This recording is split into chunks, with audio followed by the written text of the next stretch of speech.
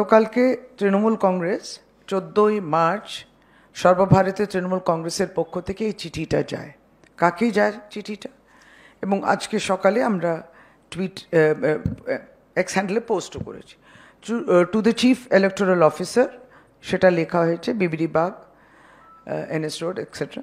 এবং একটা গুরুতর বিষয় নিয়ে লেখা, সেটা হচ্ছে যে আমরা দেখছি যে ভারতীয় জনতা পার্টি এবং তাদের যে সরকার রয়েছে, সেটা কেন্দ্রে যে সরকার এবং উত্তরপ্রদেশে যেটা রয়েছে, পাবলিক মানি ইউজ করছে, মানে মানুষের জনগণের যে টাকা সেটা ব্যবহার করছে। কারণ আমরা গতকাল থেকে যেটা দেখেছি যে বড় বড় অ্যাডভার্টাইজমেন্ট বেরিয়েছে সমস্ত খবরের কাগজে, এবং সেটা নিশ্চয়ই রাজনৈতিকভাবে উদ্দেশ্য প্রণোদিত, সেটা পরিষ্কার। পাবলিক এক্সচেকার, পাবলিকের মানি খরচা হচ্ছে।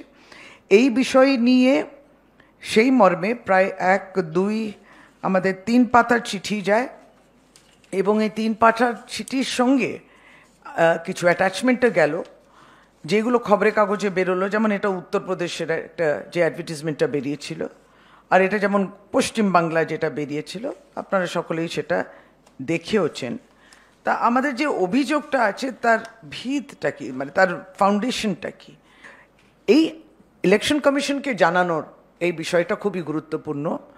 যে দেখুন, যে অ্যাডভার্টাইজমেন্টগুলো বেরিয়েছে সেখানে উত্তরপ্রদেশ, যেখানে ডাবল ইঞ্জিন সরকার রয়েছে, সেখানে ভুয়া প্রশংসা, এত প্রশংসা যে এত ভালো কাজ করেছে কেন্দ্র সরকার এবং বিজেপি লেড গভর্নমেন্ট, এত ভালো কাজ করেছে, কেন্দ্রেও এত বরাদ্দ করেছে ইত্যাদি।